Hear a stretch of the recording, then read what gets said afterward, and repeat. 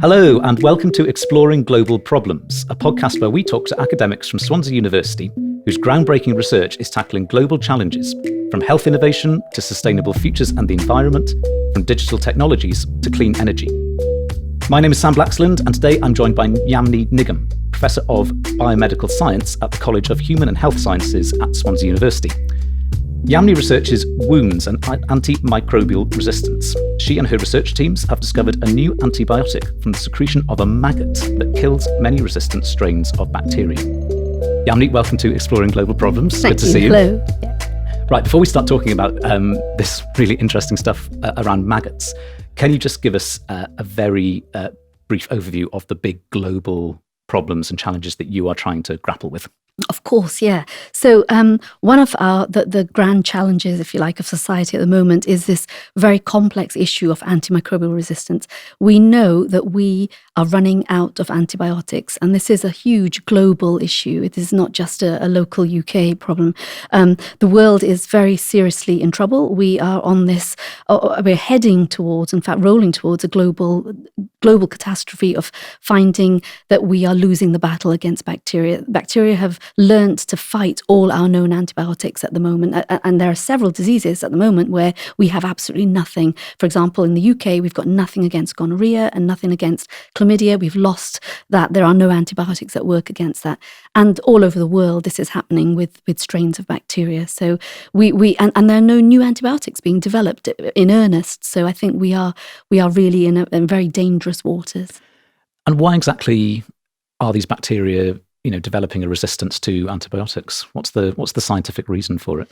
They're evolving, they're mutating, and when organisms mutate, they will learn to deal with something that previously was able to destroy them, whether it's through working through cell membranes or perhaps we've got antibiotics that try and stop bacterial division. The bacteria learn to combat a way that they can bypass that, and so on. So it's the mode of action of antibiotics that the bacteria are no longer susceptible to, and therefore they can survive. And we've got this problem now.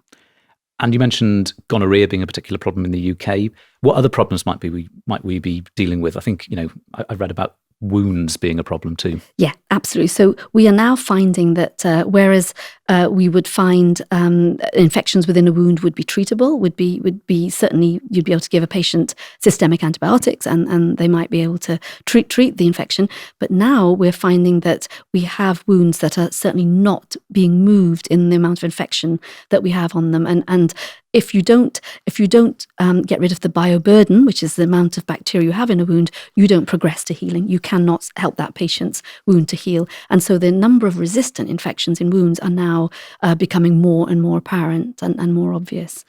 So in a worst case scenario, what kind of problems might we be facing? Are we talking people, just dying all over the place because they simply can't be cured of things that should be treatable? That's a very real possibility. I think my students often ask me, what do you think will be sort of the end of the world, the end of humanity? And my answer is always this, that humanity, if humanity survives through the antimicrobial crisis, it'll be great, it'll be amazing. But the chances of being wiped out by bacteria is really very, very high, because bacteria are just going to be flourishing in their antimicrobialness, in their resistance. So it isn't good. Work must make you quite a pessimistic person then. It does, yes, I'm afraid. Well, it does and it does. I mean, we hope that governments will realise that things need to be done. And I think already there's a huge move to try and prevent people overusing antibiotics, to try and look at the use of antibiotics in agriculture. And the big thing that needs to happen is the drive to fund new antibiotics. That has to happen. And at the moment, Big Pharma are not really interested in funding the development of new antibiotics. And you say people are overusing them or using them perhaps when they shouldn't be. That contributes to the problem? That has been. And I think, we've been using antibiotics for willy-nilly for decades. And the realization has really sort of dawned on us now that it's going to be such a serious problem if we don't stop doing that. So you would stand by your phrasing it as a global catastrophe or a potential global catastrophe? Absolutely. Indeed, it is. We are on the verge of that. I saw that you said that there could be big problems for diabetics as well. Okay, so one of the things with patients that have diabetes, and of course we know that diabetes is just escalating in our society worldwide. It's becoming a huge global thing. Is that one of the complications of diabetes is the development of chronic wounds or ulcers. Now, once a patient develops a chronic ulcer and has diabetes, it's a huge problem for them to progress to heal that, because there's circulatory issues, there's problems with the amount of white blood cells or good cells that a patient has that might help to deal with that infection. And so what happens when a wound develops, the chances of it becoming infected are very, very high, and the chance of a patient with diabetes being able to cure that are pretty non-existent. And so we are having escalating diabetes, escalating antibacterial resistance, and the two together are going to be have serious implications. Might this be particularly problematic for people with type 1 or 2 diabetes, or both? It's quite often with type 2 diabetes. Type 1 has its own complications, more serious complications, but type 2 diabetes is far more common in society, and particularly with elderly patients. And I think we're looking at the development of chronic wounds for those sort of patients, really. So this is where you come in and your work comes in, and particularly your maggot therapy stuff. So tell us what you're doing here at Swansea. Okay, so so I started researching maggots, I think about age 1998. We set up the Swansea University Maggot Research Group because I was developing a module on wounds to teach the students, and I realised then that something called maggot therapy was sort of poking its head up. And what was actually happening was that maggot therapy had been something that had been used in the 30s and 40s in America and Canada, and it actually worked very well to help wounds. So what we're talking about in essence is the use of a tiny living maggot, a baby maggot, tiny little thing that's placed onto the wound with lots and lots of other little baby maggots. And literally in about 4 days, those maggots will work to clear away all the dead tissue. Now, if you don't clear away dead tissue off a wound, you don't progress to healing. So they can do that very, very quickly, very, very efficiently. And they can also disinfect a wound, and that needs to happen before a wound can progress to healing. And so that we nobody really knew how maggots did this. So we set up to try and find out how that was actually happening.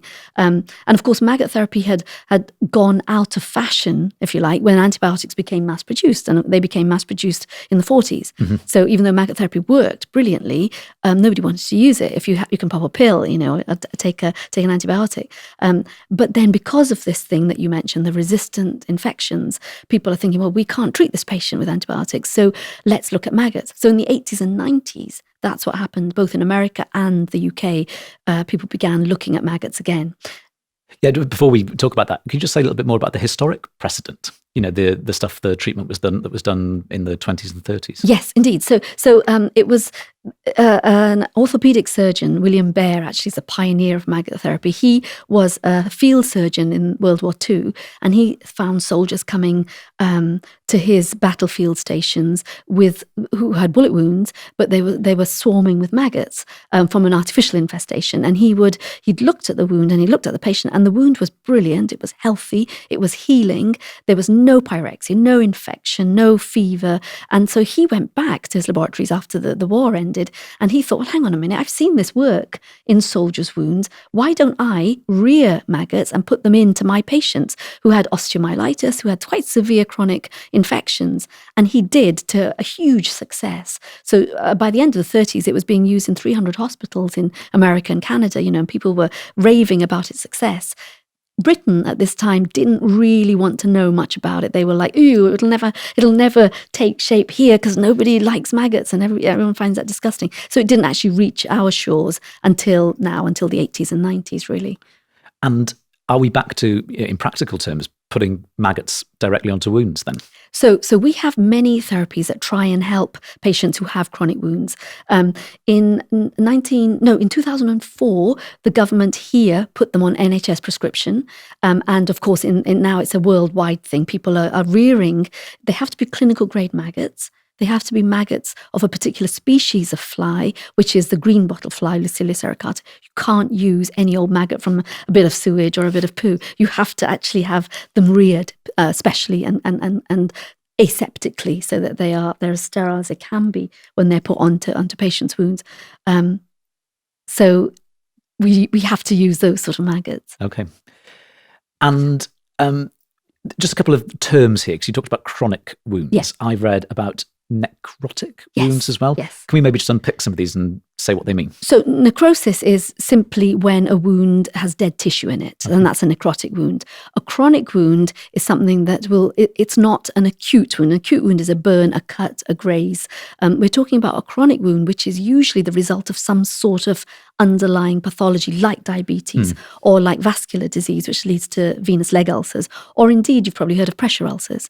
They're like one of the big things at the moment for us, certainly in our hospitals and in our, with our immobile patients, that if they're immobile for periods of time, they will develop a pressure ulcer, and that's a chronic wound that will take a while to heal. That will take, and that's been around for about 3 months. I think that's what determines its chronicity. Okay.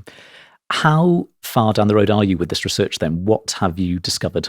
So we have found many, many different things. We've discovered that the maggots themselves there is a science to exactly what they're doing in a wound. So we know, and this has been researched in Nottingham University mainly, that the maggots produce enzymes, and those enzymes pretty much completely digest the necrotic tissue. So the dead tissue is cleared within a couple of days.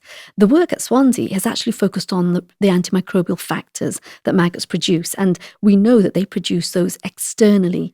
A lot of the time people thought, well, when maggots are feeding on dead tissue, and incidentally, maggots have no teeth, so they can't bite the tissue. They're literally releasing a secretion of enzymes, and that turns the whole tissue into a soup, and then they drink the dead tissue back up. Okay, so with antimicrobial factors, we wanted to know whether any of those were externally produced, and that was the focus of our work. And we discovered that absolutely, yes, maggots are producing this secretion that goes all over their bodies, and it comes out and it sits in the wound, and it's in the secretion that we find really brilliant, potent antimicrobial factors that we know will kill species of bacteria.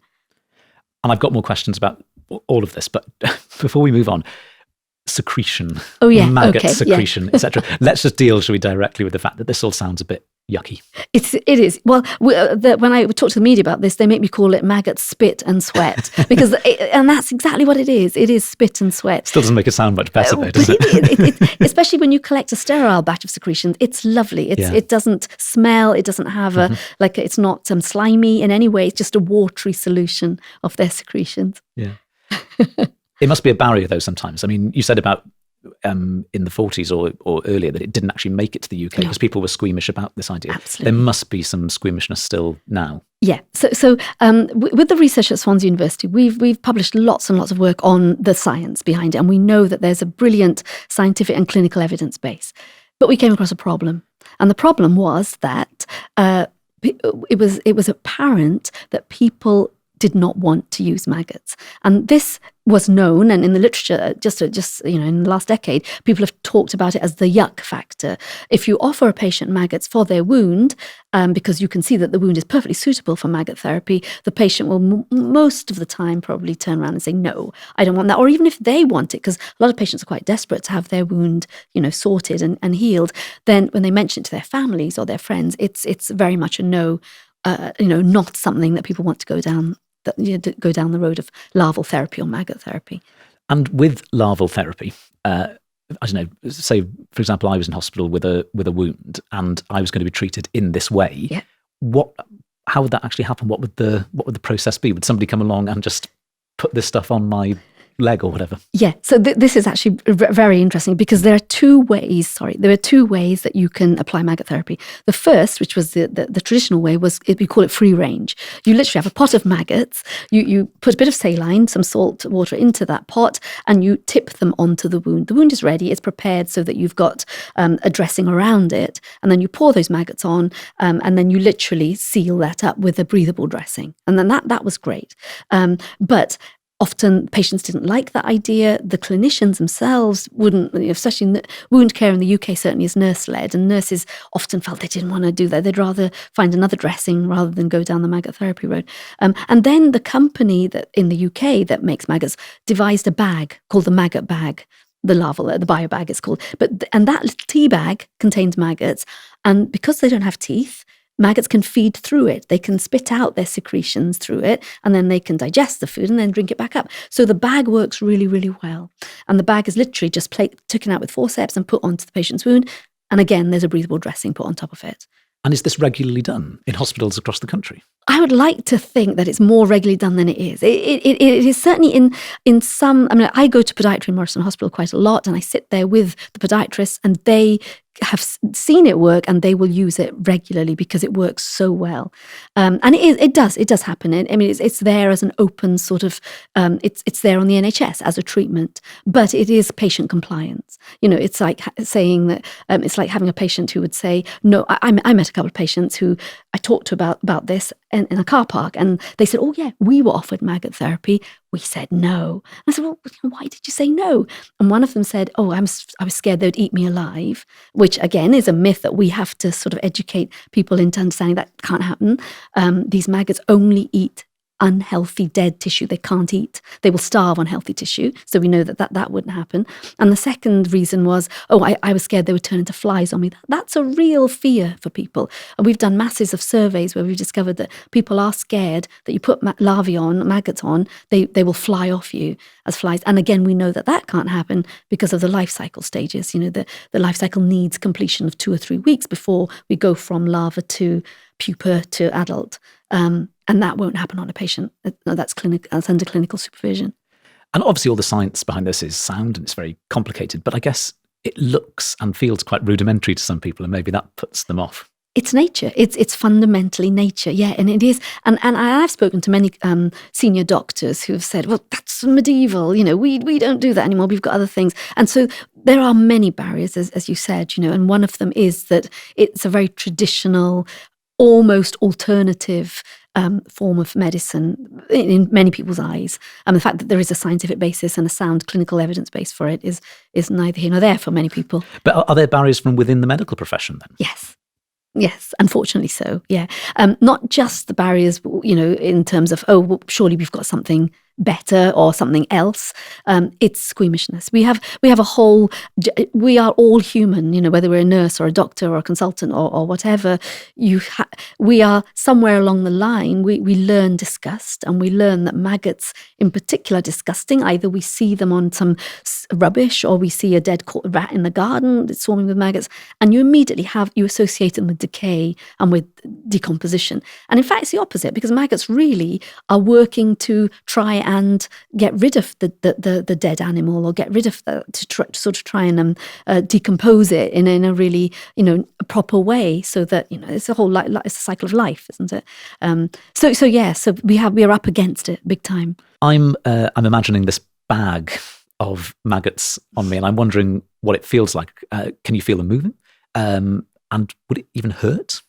Okay, so we maggots that go on in a bag are put on as tiny little L1 stages, small maggots that at the very start you can't feel the sensation of them, but they will grow. And over the 4 days, because they are feeding on dead tissue, they are going to grow from being 1 millimeter in size to probably being about a centimeter. And at some point during that time, patients claim that they have the sensation of wriggling. So they expect that. Pain is a different thing altogether, because a lot of patients who have chronic wounds, especially patients who have diabetes, have what we call peripheral neuropathy. Mm-hmm. They have a condition where you can't actually feel the surface of the wound, and usually if it's on the foot, then they often have that. So in that case, they might not have any sensation at all. So they don't.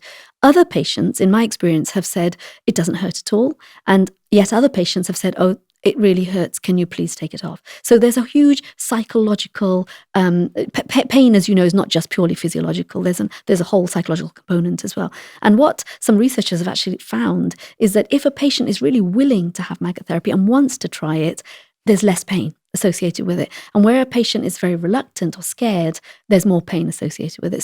So I think it really depends on the patient and the condition that you're trying to treat with maggots.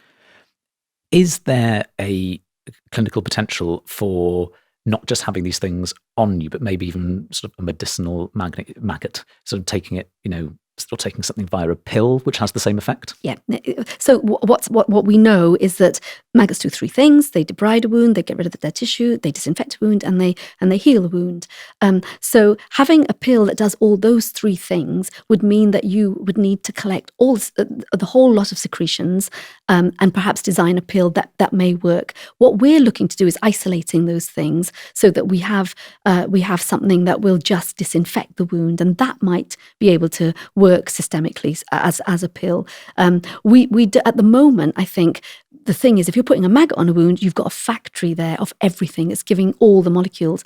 And moreover, if you were to harness just the secretions and turn those into a tablet, the fact that the maggot responds to the wound as well, we would lose that with a pill. So, for example, if you have you put a maggot on a wound, it gets infected. The wound's infected. The maggot responds to that infection by increasing its molecules that are antibacterial, and you would lose that if you just had a pill that wouldn't be modified or adapted in the wound.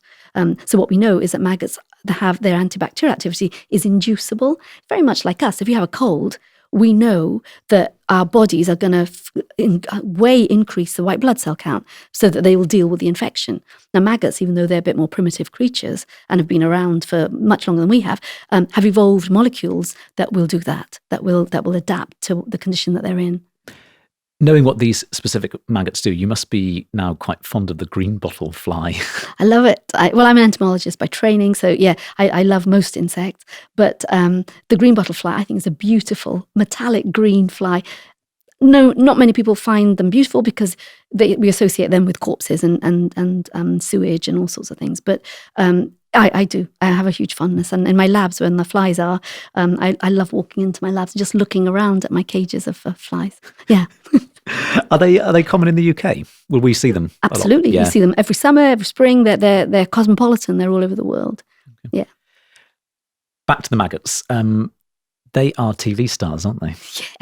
Yes. This was amazing. We were contacted in August 2018 by the producers of the BBC medical drama Casualty, who were toying with the idea of including maggots in a storyline. So they asked me to come down and talk to scriptwriters and producers, and I gave them a little talk about it and the whole problem of antibacterial resistance and so on.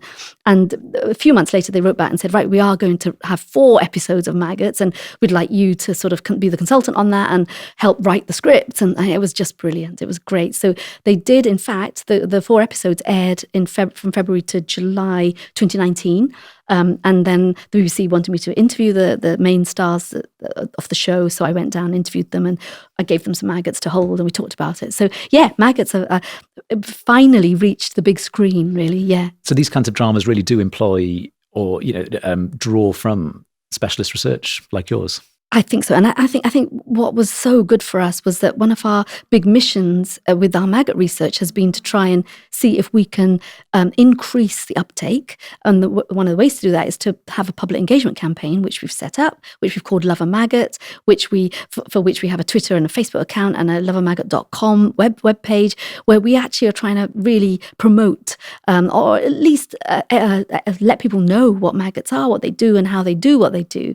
And so there's a public engagement campaign, and this was the brilliant thing about Casualty. Whereas I go out and speak to the public and maybe talk to a couple of 100,000 people, 4.5 million people watch Casualty every episode. So that was fab. It was going to be my next question to say that no, that's great. But we as academics, we strive to get lots of research in very respectable journals and all that kind of stuff. But actually, if you want a public health message to get out there, then a major show on the BBC is surely one of the best ways of doing it. I think so. I think we're very fortunate that they took it on board and they also ran with it. And what they did was they gave the maggot storyline to their most popular consultant, Dylan, and that who's a quirky fellow at best. And so that's what people really loved about it. If you look at the Twitter feeds and so on afterwards, people were quite enthralled by it. Although the Daily Mail did say maggots on Casualty, well, not at tea time, surely. I thought, well, it's Casualty, Casualty has got horrible things in it and that, whatever. Anyway, they picked on the fact that maggots shouldn't have been shown at tea time. And did the storyline in question have if not a happy ending, then a sort of a positive message, clearly? Yeah, yeah, and one of my things that I actually said to the producers at the time was, we had, and the scripts were coming to me, and I was rewriting them so that they would be way more positive and they kept telling me, well, we're not a documentary, we're a drama, so we have to, make it out to be. But absolutely, yeah, we had a really brilliant positive messages coming out of it. And did the characters in the drama, were there people who suffered from the sort of the yuck factor? Were there people who initially didn't want this to happen to them? I did ask the stars of the show about it, and neither of them felt a particularly yuck factor to it. They did say that some of the cameramen, when they were putting maggots on the patients, were a little bit squeamish about it. But the actual actors who had maggots put on them were fine. So let's talk a little bit more about these public campaigns then, and the way that you spread your important message. The Love a Maggot campaign. When was that established, and what does it involve? The Love a Maggot campaign came about because one day I had applied for a grant to further the science of our research, and one of the referee's comments was, your science is sound, but nobody wants to use maggots. And I thought, right, is that really the case? And so that's the first thing we did. This was 2016. We decided to find out by doing a huge 500 online survey of people. We asked a lot of questions, and we discovered that actually, yes, the referee was right. People didn't. If you asked somebody, would you use maggots? There was a 30% would say all right. The remaining 70 were not interested, and so we knew then we had issues with trying to promote it. A lot of the reasoning behind that was that people didn't know how they work. There was no understanding or knowledge. So we thought, all right, this is what we have to do. We have to inform, and one of the ways to inform is a public engagement campaign, which is why we launched Love a Maggot, and why. I tend to go all over the place now talking about it. We're doing something Swansea Science Festival. There are things all the time where they want the maggot exhibition and the maggot stand, and we ask people to feel maggots. And it's actually amazing. I'll tell you a little story about one festival that I was at, where I was a young man arrived with two small boys who were like sort of dragging him to the maggot stand, and he was saying, "No, I'm not coming. I'm not going near you." And the boys were, "Dad, please." And so he looked at me from a distance and says, What are you doing? What are you doing with those maggots? And I said, well, we're trying to show people that we can use them to help treat wounds. He said, oh, no, God, no. And the boys came forward, and I started talking to them and showing them the maggots. And he was sort of edging closer and closer. And then after a while, he said, what do they do in wounds? And so I explained. He said, they can actually help treat a wound. I said, yeah, they can. They can actually, I've got images, clinical images where I show wound closure and so on. He was like, oh my God. He then stood there for the next half an hour wanting to know everything about them, knew all about them, thanked me, walked away, came back and wanted to shake hands. And you just thought you've got through to somebody who wouldn't even come near them, but simply by engaging with them and showing them, the baby maggots, the flies, whatever, and explaining what they can do, you've sold somebody. And so if he ever needed maggots, and this is what we tend to ask people, so if you were offered maggots as therapy, now having seen what they can do and how they do it, what would you do? And they're like, of course, I would go with it. And that's really what it's about. And on those one-to-one bases, obviously that's fantastic because you can convince people directly. But obviously you want to try and make this bigger and broader, don't you? As a sort of a much more of a nationwide campaign to really spread the message. Yeah. But I mean, apart from casualty, I don't know how much further we can go with that, because a lot of people don't, are still like, maggots. No, don't want anything to do with those. How far afield do you take, your work and research? Where do you talk to people? So the research has taken different avenues. Public is one avenue. Then we have clinicians. So we know that nurses a lot of nurses are not happy to use them. So I go out now Europe-wide giving seminars on maggots. And the third avenue really is trying to get it into primary school education. And so there's 3 strands to the research that we're doing. So we try and take it as far wide as possible. At the moment, it's Wales. So I've managed to get maggot therapy established in every single nurse curriculum in Wales. So all nurses that will graduate from Wales will have had a 2-hour session hands-on with maggots. So when they go out onto the wards as a nurse, they are not going to turn around and say, well, I don't want to use that, because they've already learned about it, known about it, and had their squeamishness tackled. So that's something that's happening. And of course, trying to get it trying to establish it into schools to say that no, the honeybee is not the only brilliant insect. Medicinal maggots are actually way up there and can do so much. So I'm working on trying to do that now in primary schools. So do you work with a particular organisation or a foundation, or have you set up anything that specifically goes into schools to talk about this, or is it just you? It used to be just me. Now I'm talking with the Welsh Government, and we're trying to put it in as a resource pack for all teachers in Wales. So it'll go into what they call their hub, which is like a set of resource packs for teachers who. But the brilliant thing about it is it's linked to the global challenge, and one of the grand challenges that the Welsh Government is introducing into the new curriculum is antibacterial resistance. So it sort of fits in really, really well with that. Do you know what other kind of grand challenges they've introduced? I'm just trying to think what your particular issue sits alongside. What is it similar to in the eyes of the Welsh Government? Yes, so climate change is a big one. And it's that sort of thing, sustainable energy. I think there are 6 grand challenges they've identified. But certainly antibacterial resistance is a major one. What about your travels in Europe then? Where have you gone and who have you spoken to? Okay, so I have been to Copenhagen, and I've talked to groups of medics and nurses. I've been into Germany. I've been into France. So it's whenever people ask me to come across, usually they set up days, maggot days, or set up maggot events. I would do that. I'd go out there and talk, and not just talk. I'd take up things with me that I could show people. Europe is quite good because there's a lot of interest and a lot of research going on in Europe as well, where they want to use maggots more in wounds. Have you had any particularly positive experiences from visiting a place in a particular country? Yes. Again, in when I was in Copenhagen, there was a group of.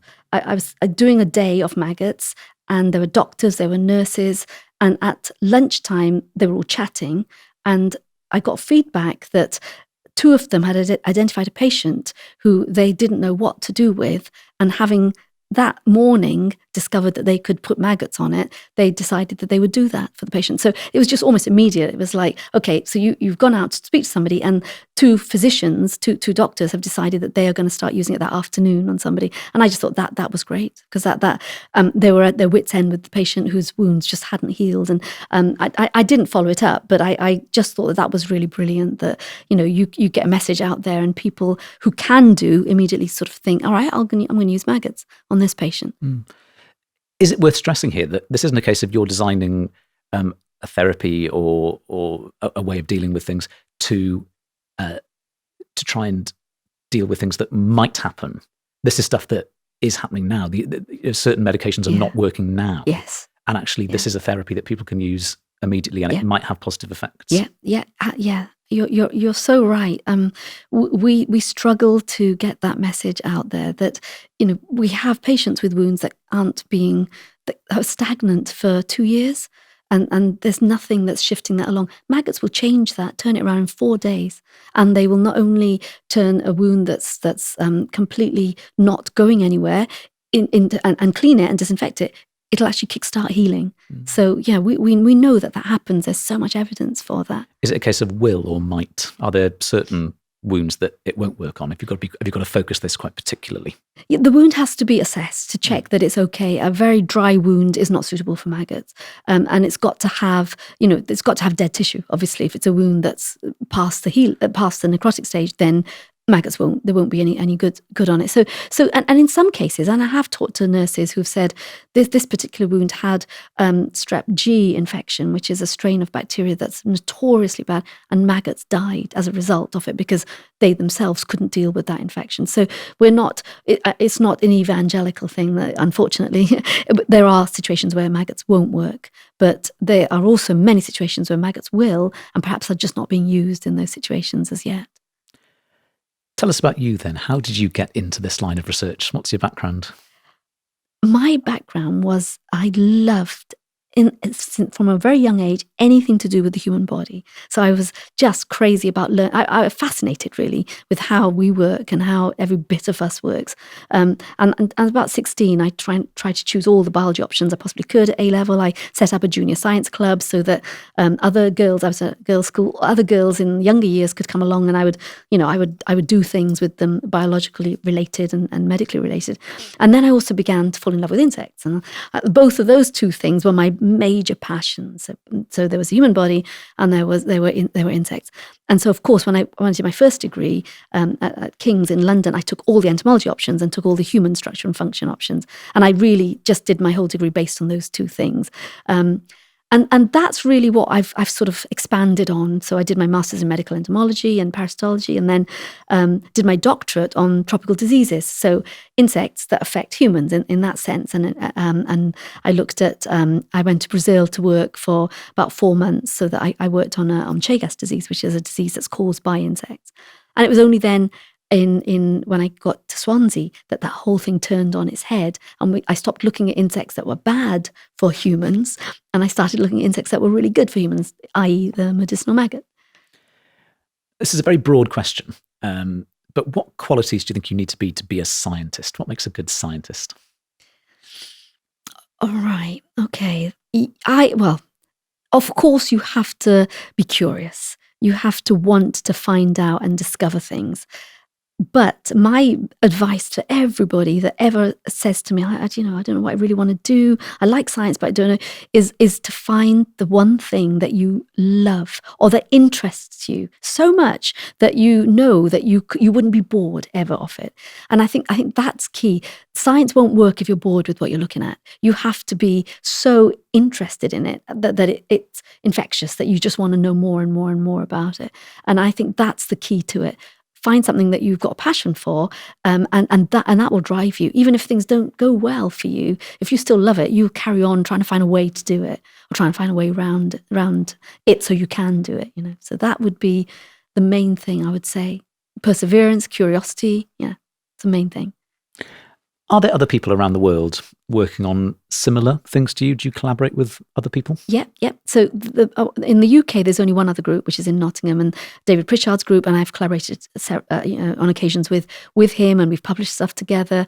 And then we formed a European maggot research group in Leiden, in Holland, and that collaborated with people there, and we've worked together with people there and published with people there as well. So this is great. It's fantastic. There are little pockets of maggot researchers. Not very many. It's just a few. America's quite big. There's Sherman's group in America is really quite big. But we try and work together as much as we can. That's important. And you said that Big Pharma's not particularly interested in this at the moment. Is that just because there's no money in it? Big Pharma are all about making money. So if you have a drug that is going to help patients' symptoms of a long-term chronic disease like dementia or some other long-term chronic condition, Big Pharma are interested because there's loads of money in that. If you're working to produce an antibiotic, if you want to put money into funding the production of an antibiotic, which someone will use for a week and then won't use again, there's not much money in that. And so herein lies the problem. There's no dollar signs for Big Pharma with the production of a new antibiotic. In terms of health, we're desperate. We need new antibiotics. But there isn't any interest in Big Pharma to actually put in the money to produce. And it's costly to produce a new drug because of all the trials and all the tests and so on. And they're just not interested enough to put money down for it. And that's why we're finding ourselves in this situation. We should probably explain for people listening exactly what we mean by Big Pharma and about the fact that there are, relatively few very big companies, aren't there, who supply drugs to organisations like the NHS. Yes. So we're talking about the big drug producing companies who are possibly the ones that could take this sort of thing forward, the development of a new antibiotic, but are reluctant to do so. Because in the normal process, say here in the UK, the NHS might want to supply certain drugs to people. Mm-hmm. And how does it decide what it supplies? Because is this where NICE comes in, the Institute for Clinical Excellence? Yeah, there's a drug formulary that all clinicians have to that's the choice that they have. They can't pick any old drug from random. The NHS has got a procedure where there's procurement and so on and so on. But maggots are not a licensed drug. They are available on the NHS as off-license. So this is one of the things. NICE have not produced any guidelines on maggot therapy because it isn't a licensed medicine. And the companies that make maggots can't afford to go down the road of going down the licensing route. I think it's just been granted license in Germany, but in the UK we have it as an off-license, off-label medicine, even though it's available and it's on prescription, and that's absolutely fine. So could you collect this from the pharmacy then, in theory? No, it has to be ordered. I think if you went for it as a private prescription, you might be able to get it directly from the company. But I'm not so sure about that aspect of it. I try not to deal with the company issues because we're at the university about the research, and you maintain your integrity by not sort of working with a company to see what it's doing. It's purely our sort of science and investigations that we're carrying out. Understood. Or I guess it's useful to at least have that awareness that it's not simple. The science doesn't necessarily then flow into the supply of Absolutely drugs. Absolutely not. And that's something we are having to talk to clinicians about, who say, actually, you know what, I would want to use maggots, but there's a factor where do I go? How do I do it? Do I go to pharmacy? Do I go to who prescribes it? And so all these things need to be there needs to be a proper protocol for all of this. Obviously, the nurses that know how to do it will carry on using it, and that's great. But yeah, there are other factors involved in its use. I'm sensing sort of two sides to this discussion that we're having. One of which is hugely optimistic and very hopeful, but also one that recognises enormous challenges as part of your research. And you've talked about, well, what we've just discussed, but also the yuck factor, this real resistance from some people to get involved with all of this. But what other challenges do you think you face in this line of work? I think you've hit the nail on the head, really, with the main challenge being that people have learnt that maggots are not a good thing. When you put a maggot on a 3-year-old's hand, they're like, oh, wow, this is gorgeous. And then when you go up the scale, and we've done our research on that, by the age of 9, they're like, ew. Ugh. So somewhere along those 3 to 9, very young formative years, those kids have learned that maggots are actually not something to be wowed at. They associate them then with something very negative. And that, to me, is the big challenge, is we've got to make sure that maggots are not seen as negative, that they are somehow, whether it's primary school education, which is what I'm trying to do, you explain everything about the medicinal maggot to 9-year-olds before they formulate their opinions that, no, actually, I'm not gonna go down the road of hating maggots because we associate them with disgust or whatever. So that honestly, that has become the major challenge for me. The other challenge, of course, was funding. We as a scientist, it's been very hard to progress in the science because the funding has come and gone. You have a little bit and then it stops, and all the scientists, all my RAs have been trained up and working on the science, and then suddenly there's no more funding. So they go, and then a fresh batch arrives when I get more funding. So that's very tricky. Does the future look bright for funding? I mean, you mentioned the Welsh government. The Welsh government funded this work greatly, and Welsh government and European Union funded the work in the development of the new antibiotic that we're trying to take forward. Ceratizin, we've trademarked it at Swansea University, and we are working with other universities to try and isolate this and purify it. And so we have a molecule that we can perhaps create ourselves in the lab, so that this is the maggot molecule that kills so many different strains of bacteria. But the funding, even for this, has not been forthcoming very readily, apart from a big grant by the Welsh government a few years ago.